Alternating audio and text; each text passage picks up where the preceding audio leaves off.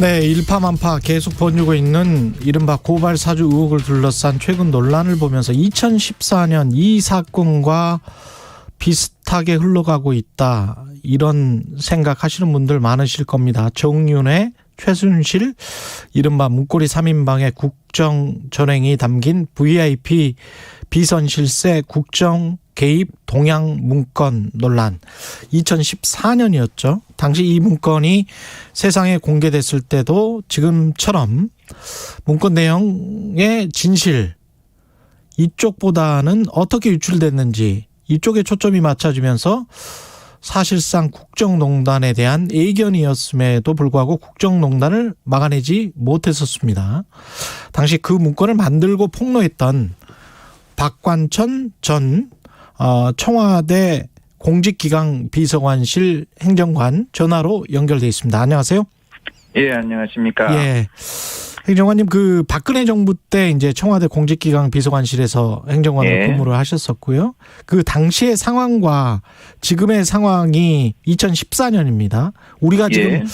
박근혜 대통령이 탄핵당했을 때가 2016년이었잖아요. 그죠? 2017년도였죠. 16년부터 이제 문제가 생겨서 그렇죠. 예. 2017년에 탄핵을 당했는데, 예. 그러니까 2014년 사건이 터지고 한 그냥 2, 3년이 그냥 흘러 지나가 버린 것이죠. 그렇습니다. 예. 2014년 당시와는 어떤 점에서 지금 상황이 고발 사주 의혹이 유사합니까? 간단히 비교해 보면 저는 그렇다고 생각합니다. 그 당시에 두 가지 점이 문제로 수사됐었죠. 즉, 비선실세가 국정농단에 개입했느냐 안 했느냐. 예. 두 번째는 이 문건이 어떻게 해서 소위 말하는 그 외부로 공개가 되었느냐 문제였죠. 예. 자, 지금 한번 비교를 해보죠. 비선실세가 국정 그 농단에 개입했느냐 안 했느냐는 예. 국민으로부터 권력을 위임받은 국가 조직인 검찰이 예. 고발 청탁 후 부정수사라는 어떠한 편법으로 인해서 정치 개입을 했느냐 안 했느냐입니다. 그렇죠. 자, 두 번째는 이 문건이 외부에 공개된 경위입니다. 이것은 제보자가 제보 과정에서 박지원 전 국정원장을 만나고 누구를 만났느냐 안 만났느냐 이거거든요. 그렇죠. 그러면 국민들은 당연히 상식적인 관점에서 과연 비선실세가 대통령의 국정에 개입했느냐 안 했느냐보다 더 중요할 겁니다. 그게 본질이죠. 예. 네, 이와 마찬가지로 이것도 정말 국가 최고의 권력기관이 할 수 있는 검찰이 참 말도 안 되는, 이게 사실이라면 네. 외부에게 너 좀 고발 좀 해줘. 내가 그러면 수사해가지고 얘를 혼내줄게. 이렇게 되면 정치적으로 이익이 되는 거 아니냐. 이렇게 해서 정치에 개입했느냐 안 했느냐가 중요한 겁니다. 그렇죠. 그런데 이걸 갖다가 막 여러 말을 하고 제보자가 과거에 어떤 사람이었니, 제보자가 무슨 뭐 외차를 탔느니 어떠니 하면서 국민의 어떠한 정치자들의 자극을 하는 그 말초적인 거 있지 않습니까? 그렇죠. 이걸로 프레임을 갖다가 막 뒤섞어가지고 이것이 검은색인지 흰색인지 모르게 예. 검은색 물감에다가 흰색 물감을 타가지고 회색으로 만들려는 게 거의 유사하다고 봐야 되겠죠. 이게 그러니까 본질을 흐리기 위한 정치적인 마타도다, 이렇게 예. 보시는 거군요. 국면 전환용이다. 이거는 이거는 국면 전환용이라고 하기보다는요. 예. 이게 정말 사실이라고 한다면은 이거는 대국민 기만 사기입니다. 이 국면 전환이 아닙니다. 아니 어떻게 국민이 앞으로 중요한 선택을 해야 되는데, 예. 그러면은 어떻게 해야 됩니까? 국민을 항상 위한다는 말을 하는 정치권이나 국민으로부터 권력을 위임받은 검찰은 국민이 정확한 선택할 수 있게 흰색이다 검은색이라는 걸 보여줘야 되는데, 예. 이것이 뭐 회색이다 난 잘 모르겠으니까 속든 말든 국민 그건 너희들 알아서 해라 이런 식으로 하면 이건 안 되는 거죠. 예. 상황이 이렇게 전개되고 있는 것, 그다음에 예. 관련해서 저도 그런 생각이 들어요. 그러니까 손준성 검사가 텔레그램에 탈퇴를 한 거는 사실이란 말이죠.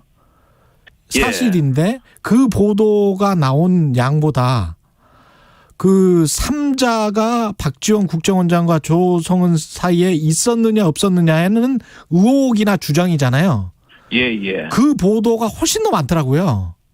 그러니까 그게 이제 말초적인 신경을 자극하고, 예. 어떠한 다른 사람들의, 왜 우리가 앞을 보는 것보다 뒤를 보면 재밌지 않습니까? 예. 이런 사람의 심리를 이용하는 거죠.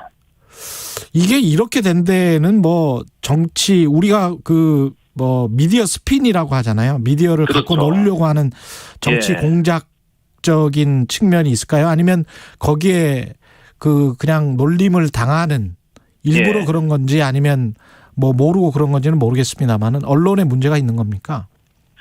뭐 이런 말씀 제가 방송에 출연해서 이런 말씀을 드리면은 좀 적절한 말씀인지 모르겠지만 예.